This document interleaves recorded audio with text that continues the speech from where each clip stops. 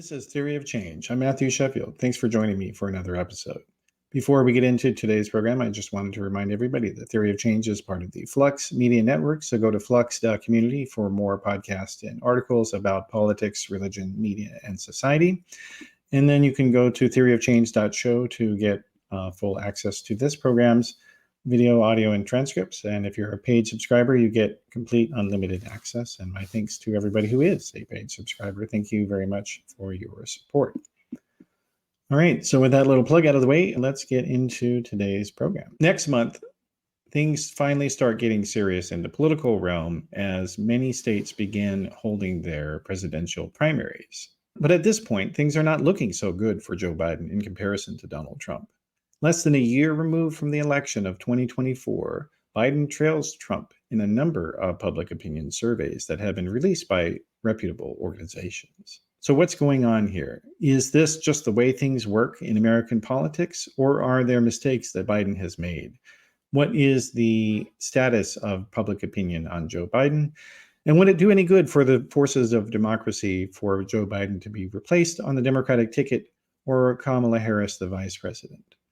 We'll talk about some of these questions today in today's episode and continuing with our series about what is going on with the Democrats. And joining me today to talk about all this is David Atkins. He is a contributor to Washington Monthly magazine, and he is also a member of the Democratic National Committee, although he is not speaking for their behalf in today's conversation. So welcome to Theory of Change, David. Happy to be here. Thank you.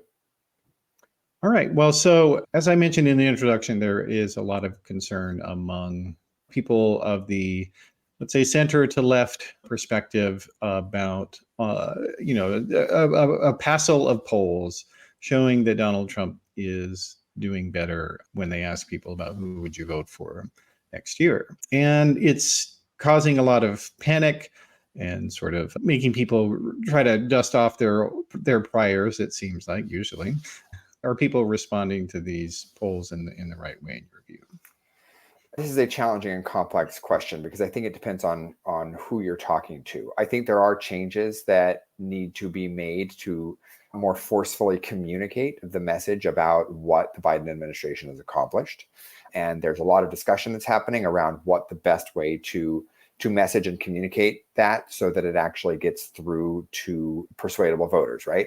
There is, I think, a lot of deer in the headlights, everything is going to be okayism that happens from folks who are more sort of in the establishment and think, you know what, everything's going to be okay. We just have to get through to the next year. We've been here before in the polling, and we're just going to keep sort of doing what we're doing. And I think both sides are making a mistake. I think panicking too much based on polling a year out from the election is unwarranted. There's been multiple times in American history where the incumbent president was not polling so well a year before the election and things ended up being fine. Because ultimately the incumbent, if there are issues in the economy or whatever, the incumbent doesn't do so well. But then when there becomes a real choice with the opponent, then that changes things.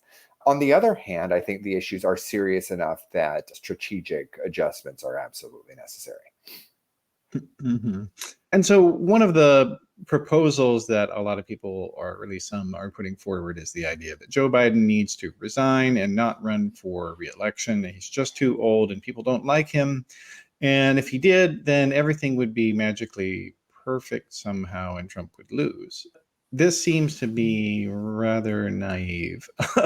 There's this idea that it would have no impact on the Democratic coalition if the currently serving president abruptly abandoned his campaign right before the primaries start. Right. I mean, so full disclosure here, I'm not a big, Biden stan. I was for Bernie in the 2016 primary. I was for Warren in the 2020 primary. So you're not hearing this from a Democratic establishment Biden guy. That having been said, I think you're absolutely right. And I have said this in my updates on my DNC page and elsewise. There is talk from some progressives about wanting to replace Biden because he's not far enough to the left. There's also a lot of talk among more sort of establishment voices, this worry about him being perceived to be too old in the media or whatever. but I think you're right. Like all of this talk is a mistake, because while there are challenges for any incumbent, with the perception of any incumbent, and Biden's perceptions among the public certainly have their challenges, as we've seen from the approval ratings, I think anything that if he were to step aside, the battle that would take place to replace him would create massive rifts in the Democratic coalition, and it would be less healthy for the party than to continue forward with Joe Biden, absent some obvious serious health concern or serious scandal. But based on current information, I think that going a different direction would do more harm than good. And even talking about it doesn't serve us. We need, regardless of, the person at the top of the ticket, I think the most important thing is for us to be concentrating on the real massive legislative victories that have been achieved for the American people under the Biden administration, which, whether from a moderate perspective or a progressive perspective, have been truly enormous. Biden has been a much more progressive president than I would have given him credit for. I have some disappointments, but mostly the administration has done very well with serious challenges, having a razor-thin Congress and all the rest. So I don't think there's a lot of gain to be had from having those kinds of conversations at this point. Well, and it is interesting because with some of this discontent, it's coming from both sides of both wings of the Democratic Party. So the centrists say that Biden is too far to the left, and then the progressives say that he's too far to the right. And of course, there's the logical fallacy of the excluded middle. That doesn't mean, of course, that he's doing everything perfect, but it does mean that perhaps people making these criticisms are not entirely able to see things, that they're seeing things from a biased perspective, perhaps. Right. I mean, part of the problem, too, is that every strategic move comes potentially at a coalition cost. There is no question but what younger and more progressive voters are not very enthusiastic right now. But some centrist voters also have a perception that, that if things shift too far to the left, it may not be to their liking for various reasons.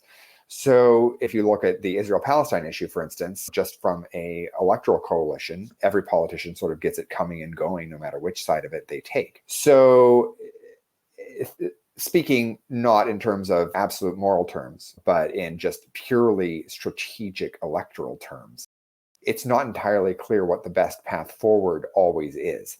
That having been said, I think that progressive policies, most of which the Biden administration has absolutely embraced, that are popular and overwhelmingly popular for the American people, for instance, this recent push to get rid of lead pipes, which should be universal, I think that's a positive thing that we can carry forward. And with inflation drawing down, I think the economic policies have been fairly successful, and that what we see at the macro level will begin increasingly to be felt in people's pocketbooks at the micro level. And that's sort of the path forward to try and repair the polling damage. And that says nothing about the damage that Trump is going to be experiencing over the next year going forward with his trials. Yeah, and actually, and that is actually the next topic, Trump, I wanted to talk about, because I do think that, especially a year before the election, whoever is the president is automatically, there's always inevitably a buyer's remorse on the part of the supporters. And we did see that with Trump. I was running polling operations for The Hill and doing a show about public opinion surveys. And we ran surveys asking Republicans, would you want somebody else to run for president in the Republican Party? And most of them said yes.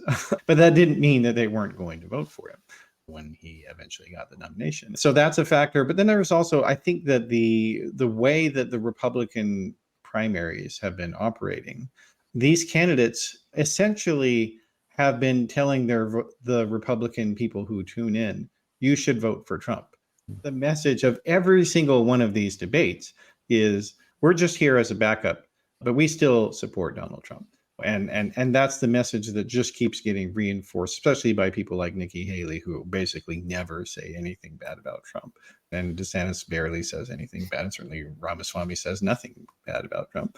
Like, that's basically the Chris Christie is the only one who says anything significantly critical of Trump in these debates. And then, of course, he's not there to take the slings and arrows himself because he's too afraid.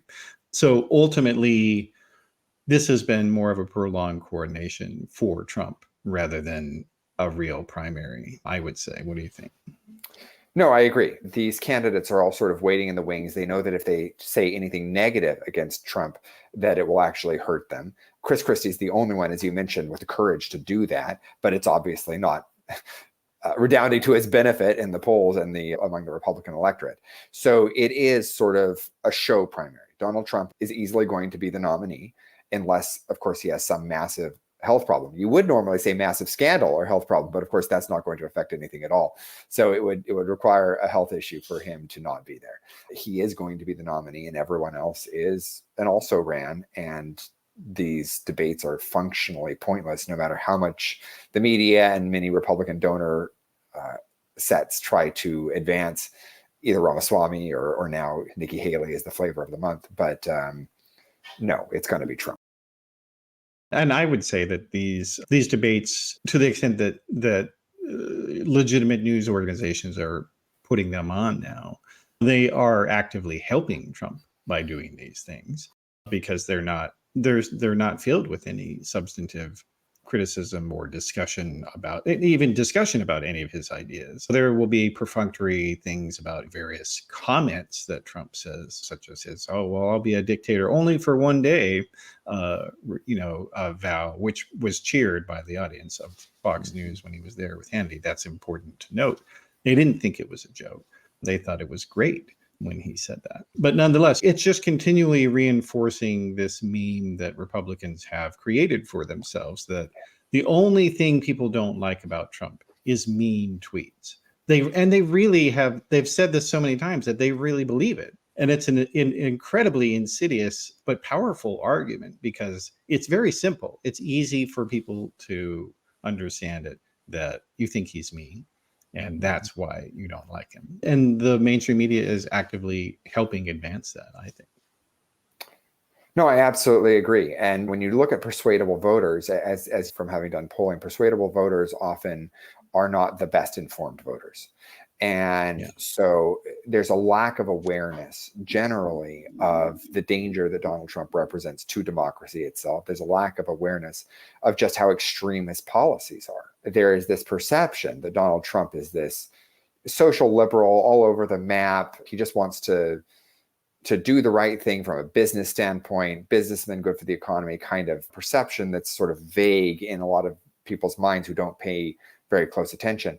But of course, the man is a wannabe fascist tyrant with terrible policies across the board that would be devastating to the American economy and devastating to our standing in the world on foreign policy. He wants to ally with dictators around the world to basically put the United States on the wrong side of global democracy. So, but people just don't know. And you've started to see traditional mainstream sort of media like New York Times, Washington Post come out more forcefully and talk about this recently and talk about this actual statements that Trump has been making. It's a little bit late, though, because I think people's perceptions are a little bit baked in on that front. Mm-hmm. But the more people can be talking about it, the better, because his statements about what he intends to do have grown much, much, much more extreme just in the last year compared to even all the statements he used to make in the past. Yeah, no, I agree with that. And I do think while these prosecutions that he's facing are certainly well-deserved and are substantive, and they continue to be generally victorious in court rulings, they should have happened immediately after he left office. And that was perhaps the biggest mistake that people who were concerned about him coming back, because like that was, if we go back to the second impeachment that Trump faced, which Mitch McConnell deliberately stalled to be conducted after Trump had left office, there was plenty of time that this could have happened while he was the president. And then he deliberately chose not to make that happen. But nonetheless, the argument that the Trump defenders made at that time was, well, we're not going to impeach him because he's going to be held legally accountable in the courts for his behavior. But then nothing happened for 2 years. Right. No, I've had many arguments with people, including Marcy Wheeler and others, about this topic, because the two sides of the argument are, well, if you prosecuted too quickly, you wouldn't have all the facts in hand. It takes a long time to roll up these sort of prosecutions. Mafia prosecutions, for instance, take place over the span of years. You don't want to have a prosecution that goes bad because you didn't have your ducks lined up in a row. And I hear all of that. On the other hand, some of these crimes were very obvious. Some of the evidence was right there. I don't understand why it should have taken so long. And I think there was a significant amount of political reticence to go after Trump. I think that a lot of people felt for a little while like that threat was past, we'd move on. Reopening all of this would only inflame tensions further. Trump was going to take an exit on the stage. What's the point? And I think you don't want to make it look like the Biden administration is influencing the Justice Department to go after its political enemies, even though that's, of course, not what's happening. Trump committed massive crimes, and any other person in the entire United States who had committed those crimes would be immediately hit by the Justice Department from either party. Yeah. And I'm sorry, just to interject. Yeah. We saw this happen in Brazil. A similar thing was done by Jair Bolsonaro. His supporters invaded their capital and rioted and tried to stop him from being forced out of office after the voters had kicked him out. And after he had instigated that invasion of the capital, he was permanently banned, or at least, he was banned from at least 10 years for running for office or something like that by the Brazilian government. And that's what should have happened to Donald Trump. And as I said, I think it's the biggest mistake in dealing with him, because Donald Trump, he's not going to go away, as you said, that unless he is physically unable to. He has to run for president in order to avoid being jailed. That is ultimately why he will do this, and his megalomania and whatnot, aside from that, combined with that. But yeah, something should have been done faster, and it's later than it should have been, for sure, I would say. Yeah, I think one of the most challenging things looking at this is that the American system has not shown itself resilient enough as it should be in dealing with this sort of potential totalitarian threat. Presidential systems generally, as opposed to parliamentary systems, tend to have challenges with these sorts of threats, and our system is no exception. And the fact that the Justice Department did not immediately come down with a hammer on Trump for obviously January 6th, but his other crimes, shows that we have this sort of sense that all of these problems will sort of be taken care of at the ballot box, and that you don't have to step in with actual administrative or legislative ways of dealing with a potential fascist threat. Right, exactly, these sorts of remedies. And the problem is you cannot, in fact, count on these problems always being resolved at the ballot box. You're in a losing battle, because all it takes for a fascist is to win once. We've seen that over and over again in history. And the vagaries of elections, how the economy is doing, whether your incumbent has a scandal or an image problem, whether things that happen in October surprises, the vagaries of what happens in elections are not amenable to keeping fascists out of power permanently if they intend to be fascists. So this is a challenge, and the system needs to do a better job of being resilient. And one of those would have been the Justice Department should have come down much faster on this stuff. Yeah. So I am, as my audience probably knows, I'm a former Republican activist. And one of the things that I've been thinking about in this context is that the American political system, since the Goldwaterites took over the Republican Party, has been premised on a fiction that the Republican Party is a normal political operation, when in fact it has not been the case. It is a party that was taken over by a reactionary extremist movement that has been subverting the constitutional order, whether it's disenfranchise people in various ways or to seize power through a unitary executive theory or seek to enshrine various Christian theocratic principles in the legal system and call that religious freedom. In other words, call religious Russian religious freedom. None of those things are really talked about when you tune into any of the cable news channels or the Sunday morning shows. The Republican guests who are on these programs, not only do they not have to admit that Trump legitimately lost in 2020, they don't even have to present their full opinions about anything. So like on abortion, for instance, the people who are leading the anti-abortion movement overwhelmingly have a theocratic Christo-fascist agenda in which they want women to have no rights. They want to take away birth control. They want to take away a woman's right to have a job or own property. This is their agenda. And yet the public never is being told that fact about them. And that's why I call it right privilege. Yeah, I agree. And don't forget no-fault divorce, which they're coming for as well. Oh, In yeah, many that states, too. Yeah. they don't want to allow that anymore. I think it's becoming clear. I think the end of Roe v. Wade did energize a lot of people. And we have seen Democrats doing much better in special elections, every single special election, basically, in between. So you have this weird dichotomy, before I get back to your question, of Democrats doing very well in special elections, but the polling not favoring Joe Biden, which brings us back to this conversation about people freaking out about Biden at the top of the ticket.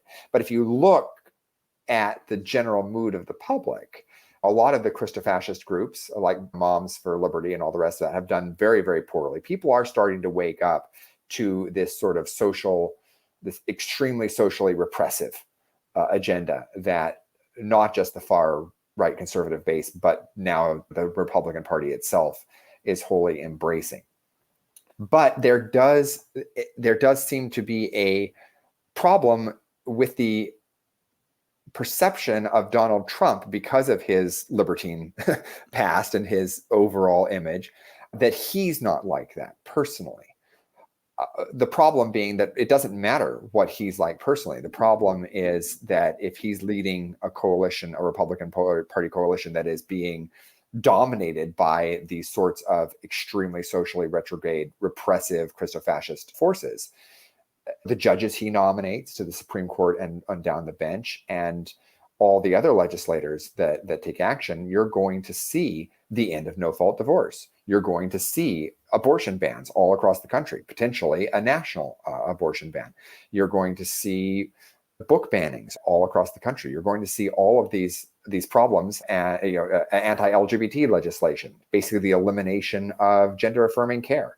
To say nothing, that doesn't even get into immigration and his planned deportation camps and all the rest of it.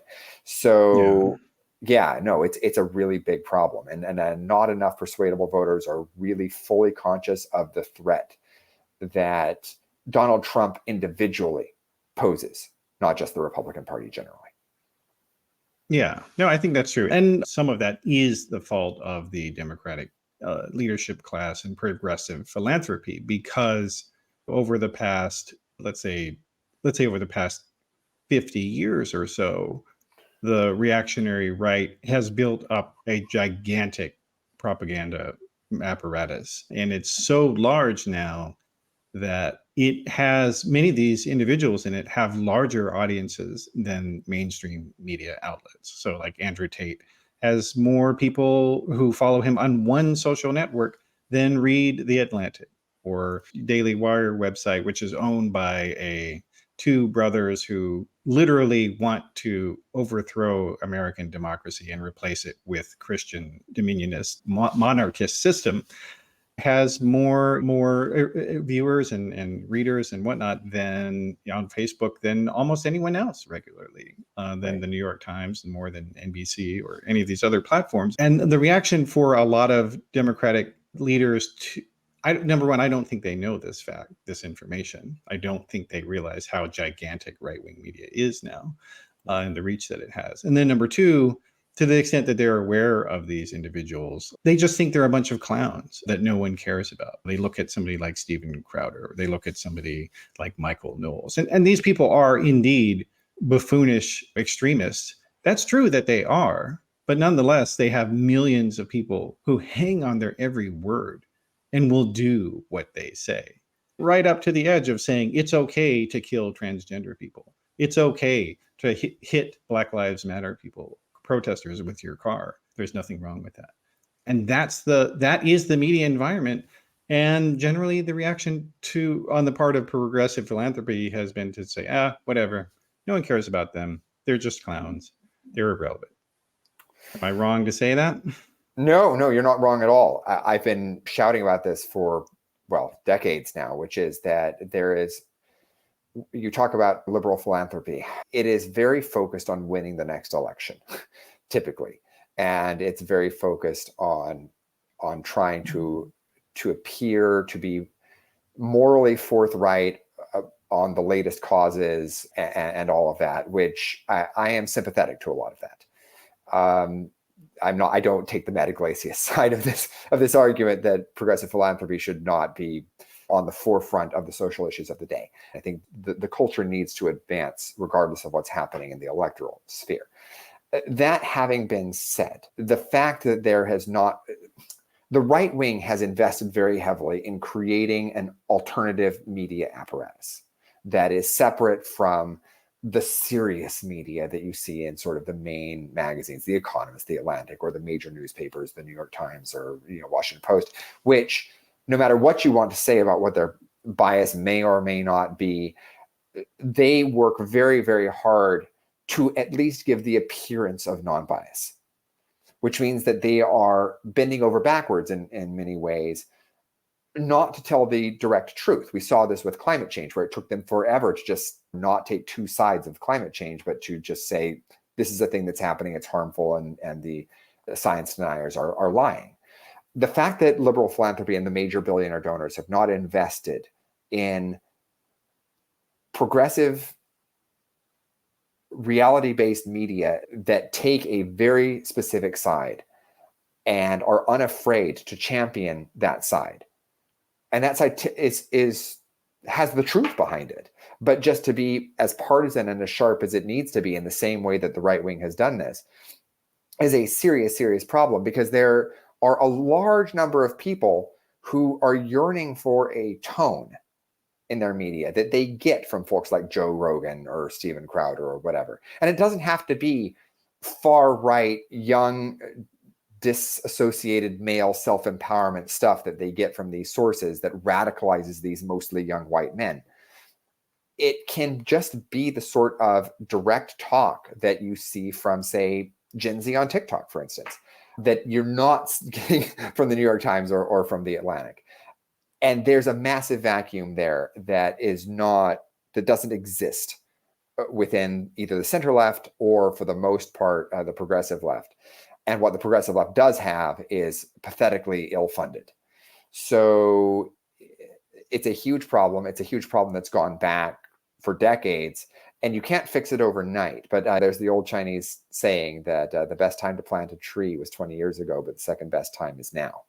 And I think progressive funders have to begin looking, as I've been saying for a long time, more seriously at also creating these sorts of communication networks.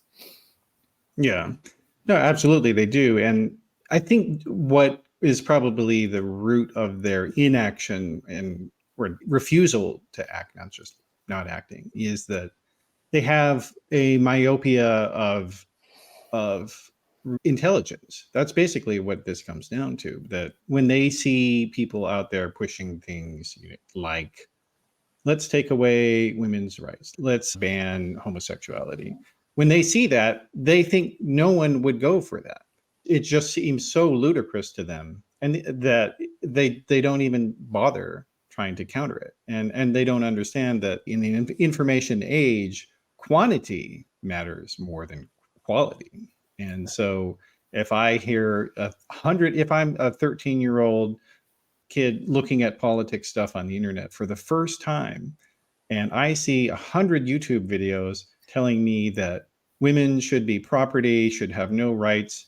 And you see some girls getting sucked into some of these perspectives as well, like through this trad wife content. But if you see 100 videos telling you women should have no rights, they should stay at home and do nothing, and we need to lock up gay people, and you see one video telling you that that's not right, how's that going to work for a 13-year-old mind when they see that? Right. I mean, it's a known truism of advertising that repetition is everything, right? You have to have a message that repeats and repeats and repeats, and it has to be delivered through credible messengers, and it has to be delivered in a direct way that sort of jibes with the tone of the other messaging that the audience is typically getting. So if you're at an elevated, New York Times level and you're trying to talk to a teenager, then that is not going to really work. And you're absolutely right. Most of the messaging that they're getting from a direct political level is coming from these sort of far-right sources with these massive audiences. Now, the right wing would counter that the general culture, right? The general messages that you're getting from major corporations, which is very frustrating, I think, to many sort of anti-corporate progressives. But the general messaging that you get from, say, a Disney or a Nike tends to be in the more sort of center-left, generally broad acceptance kind of thing. But that is, and of course, you do see that Gen Z is a very, very, very progressive generation across the board, especially in terms of social issues. So the penetration of this sort of right-wing messaging that you get from the Steven Crowders of the world only goes so far to certain kinds of audiences. That having been said, those audiences are very, very, very motivated because they're hearing these messages over and over again. And you're absolutely right about that. And the other thing that I would mention in this context is the social media algorithms are not doing the forces of democracy and acceptance any favors, because as you see, if you go down any sort of YouTube rabbit hole, or you look at well, now obviously Twitter, but you look at most social media, Facebook, you start to look at the top pages on Facebook, right? The social media algorithms are prioritizing extremist content that generates eyeballs.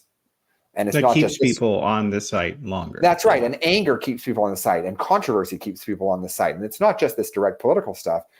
Flat eartherism came up through this sort of way because it got prioritized on the algorithms. So that's not doing anyone any favors either. So there has to be much, much, much more effort made to sort of combat that at a social media level, bringing the social media companies to the table to stop doing harmful things with their algorithms.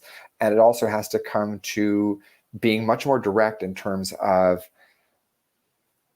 repetition and political influencers who are willing to talk in a more direct way with progressive messaging to younger audiences, and especially to a lot of these disaffected white men who are being radicalized into dangerous positions. Say, look, there are alternate models for masculinity. You don't have to do what Ben Shapiro or Steven Crowder or Joe Rogan are telling you to do in order to be the sort of man you want to be. That's also a very important place to be going. Yeah, it is, because I mean, ultimately it took a long time for the feminist revolution of the 1970s to actually completely redound, such that you have generations that have never known anything different, that women could have any job that they were able to do or get hired for, and not have restrictions on their access to birth control or divorce or abortion. It really hasn't been the case, except for maybe like the past 15 years or so, where you had a complete generational change with that, because Gen X wasn't that. And the millennials were a little bit left over with some of their parents. They knew the former way of doing things. And so like the latter end of the millennial generation is really when a lot of this stuff happened, when women had full equality. And the right, they did see this coming in terms of especially the more theocratic ones. That was why they were so pushing against abortion and things like that. But nonetheless, it did finally happen. There's still problems, of course, we'll say, but there's not nearly the oppression that did formerly exist. And so now you do, as you said, that there are a lot of men, and Gen Z is much less white. So in fact, there are a lot of Asian and Black and Hispanic young men who are also being, especially as the right has put forward people who are not white, like Andrew Tate or like these other, there's a dating podcast called Fresh and Fit, hosted by two Black brothers, that is just constantly spouting white nationalist and misogynistic content to these young boys. I think that the right, because they're so heavily tied to religious organizing and proselytizing, they do feel an innate urgency and need to proselytize their ideas more than the sort of academic derived reality based community of the left. Because I think people on the left, a lot of them, especially sort of non-political people who will just vote for Democrats because they know they're not insane, but they don't understand the stakes, and they don't feel the need to evangelize, just in the same way that the new atheist movement of the 2000s, it was the first time that there was any real advocacy by atheists, because no atheist felt the need to make advocacy because they thought it wasn't necessary. Yeah, no, I agree. And we're all facing the same problem here, that there was this perception that advocacy is not necessary. And this is maybe one of my biggest frustrations with what I will call sort of the center-left Democratic establishment political point of view, is that for decades, there's been this idea that if you just do the right things and you're very careful with your messaging to not say anything that would offend anyone, and you perform legislative victories, or at the very least seem like the adult in the room, that then journalists and traditional media will cover you appropriately as the adult in the room, or will cover your legislative accomplishments. And that will filter down to the voters in a virtual circle in such a way that direct advocacy is not really necessary outside of doing ads during campaign season. Right. Yeah. The advocacy happens during campaign season. You run some ads. Other than that, you do your thing and it filters out through the press. And that's just not the way things work. It's certainly not the way things work in the modern age. And it wasn't really the way things work even going back. FDR did his fireside chats. He did his fireside chats for a reason, because you need to be able to communicate directly to people without what the right wing calls the filter. And the filter does exist. It isn't as biased against the right wing as they like to believe it is, but it is a filter. And you actually do need a significant communication advocacy apparatus to bypass that and communicate directly to your audiences. And we have seen that that not putting that in place has had harmful effects across the board, not just for partisan politics, but as you mentioned, for religion, for lots of other things. Yeah. Well, you have to tell people what you've done for them and what you want to do for them, and then what the other guys are going to do to them. If you're not able to get those out and get everybody to understand that, then you're going to have this discontent that you see, because like you constantly see laments from various people saying, oh, well, Biden did all these things here and nobody knows that he did them, even though they like the ideas. And then, of course, the obvious rejoinder to that is, whose fault is that they don't know that? Is the mainstream press, is it their responsibility to flack for you as a Democratic advocate or a progressive activist? It's not and it's not even their business model. Their business model is simply to get people to read their stuff or watch their stuff. That's it. Right. That's what they're in it for. And so, of course, they're not going to go back to what you were saying about Roosevelt. The NBCs or the CBS's radio of the time, they weren't going to take apart their newscast and dedicate it to, this is what the president is saying, and let's listen to him for 30 minutes here. They were never going to do that. And they never did.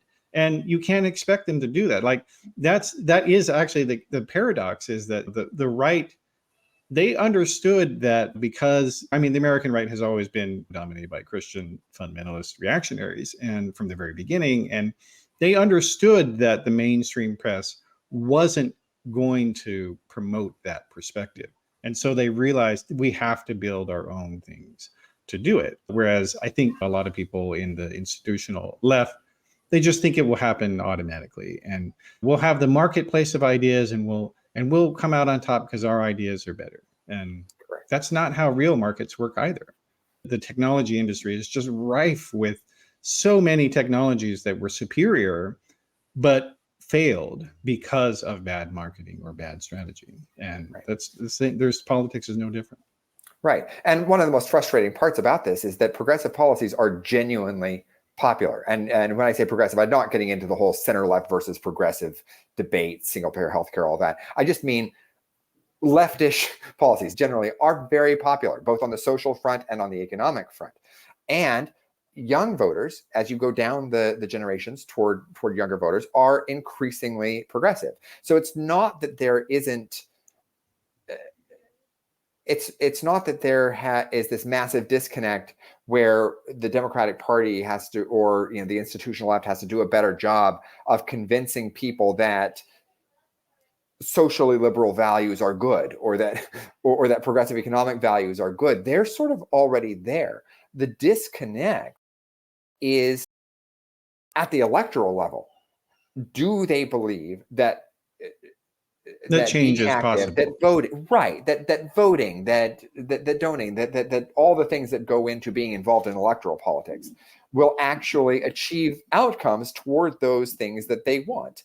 And do they believe, toward what you said, that what the bad guys are going to do? Do they actually believe that Republicans and conservatives more generally are as big a threat to everything that they hold dear as they actually truly are? And that's where the communication problem lies. And the blame for that lies, I think, squarely on the shoulders of as you said, a lot of the left donor class, and also the institutional Democratic Party and its consultants have a lot of work to do on this front. And it's one of the reasons that I'm involved, to try to help make that better. Yeah. Well, actually, and let's do talk about that. So you haven't been involved with the DNC for too long. What was your motive for running for it as to be a member, and when did that happen, and how's it been for you since then? I've been an activist for a long time in the party level, at the local and county and state party level. But I saw a need to help reform the national party in order to give grassroots activists, but also state parties, more of a voice in the national process. And this isn't, part of it is just having more progressive voices in the Democratic Party, but part of it too is that, functionally speaking, most of the party's policy is run directly out of the White House when the party has an incumbent in the White House, right?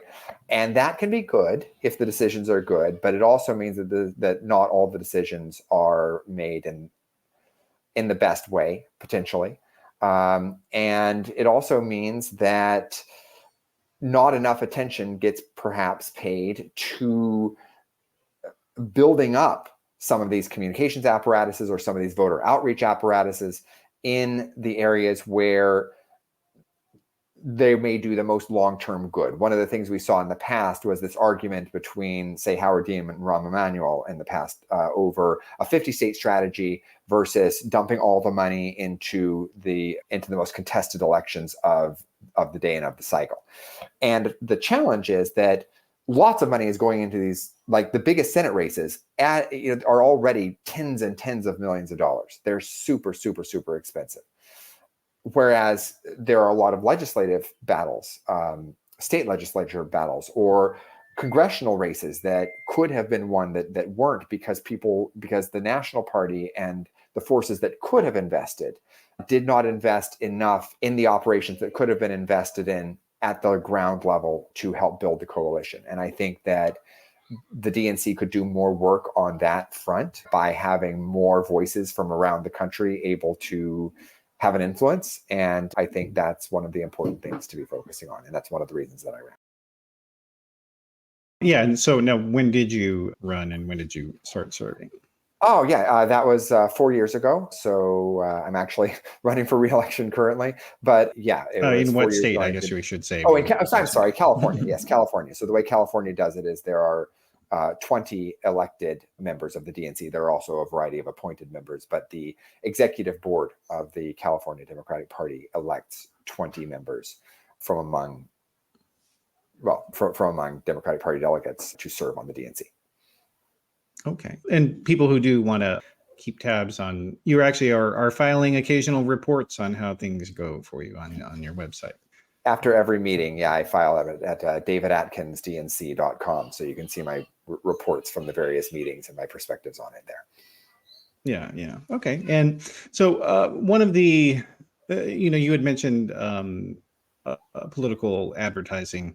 It is an interesting topic to me because it's almost like the Democratic establishment has two completely differing or contradictory ideas, which they believe are not contradictory, which is that political media, if it's advertising, is effective, but political media, if it's editorial, is not effective. These are contradictory ideas, but they also don't understand that the other thing about the right-wing media, besides being sort of a permanent communication vehicle to reachable voters for them, beyond being that in a permanent campaign state, it is also it is also self-sustaining economically for them. So Fox News makes $1 billion in profit every year, and talk radio hosts are exceptionally profitable. And of course, not everything they do is profitable, but a lot of their larger media properties, such as Daily Wire, are profitable. And you just go down through the list. So these entities, which were initially funded at a loss, eventually no longer need any money from the donor class on the Republican side.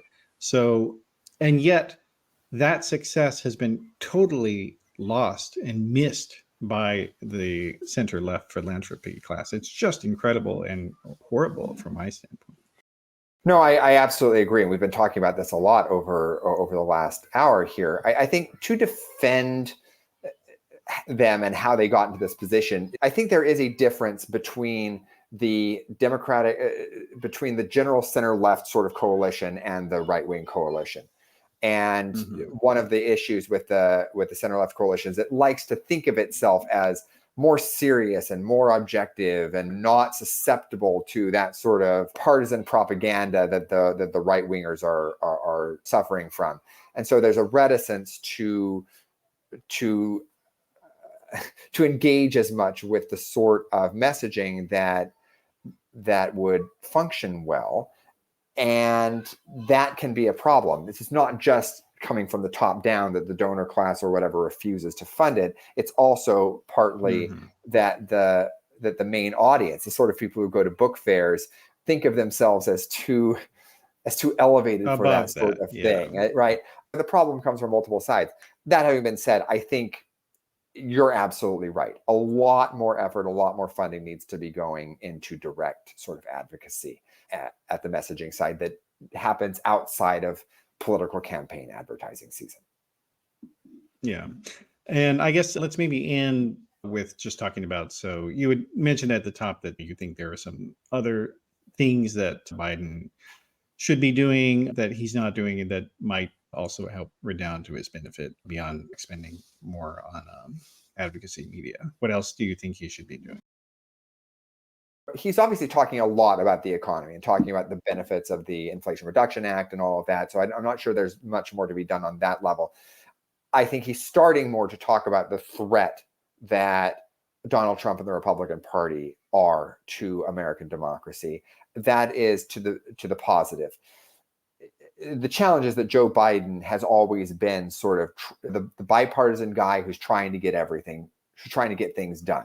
Like, he's not the guy who's going to throw haymakers and toss partisan bombs out there. He's going to bring everyone together to try to pass legislation that is good for the American people. And I think that image sort of served him well in the last election, but it's not as combative an approach as I think is required for the moment. And to be fair, I think that he and his advisors are starting to recognize that, and they're starting to come out more forcefully about this as we approach campaign season. But it's going to require seeing a different kind of Joe Biden than we have been accustomed to seeing in the past.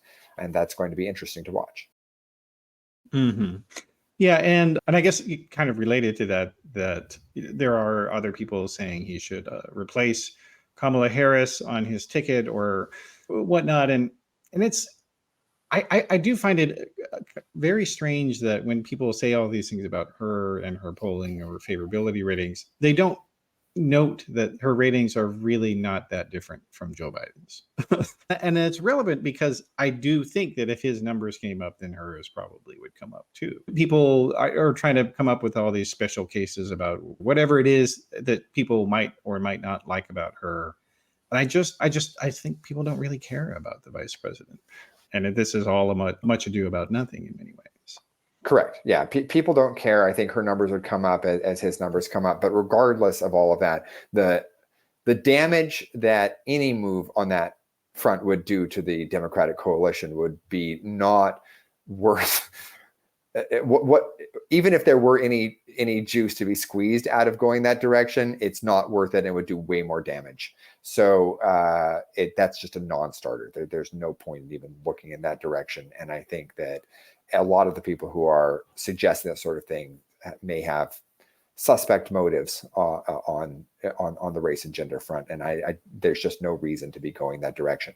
2028, that's a different conversation. There should be a robust primary in 2028, but talking about replacing her or him on the ticket in 2024, I think is just foolish. Especially at this late in the game. If you really were serious about that, you should have said it in 2022. Something like that. At the latest. Yeah. Yes. All right. Well, so for people who want to keep up with your stuff, what's your recommendation in that regard? Oh, Washington Monthly / David Atkins, something like that. You can find me, Google David Atkins Washington Monthly. You can see my writings there. Otherwise, and in terms of the Democratic Party activism, my website at davidatkinsdnc.com is there as well. And yeah, that's basically it. Oh, and obviously social media. I have not been tweeting as much. I refuse to call it X. It's still Twitter. Now that Elon Musk has done his thing, but also social media, of course. Okay, and what other ones are you? David O. Atkins. I'm on a variety of Threads, Blue Sky, Mastodon, variety. Yes. Okay. All right. Excellent. All right. Well, I encourage everybody to check those out, and thanks for being here.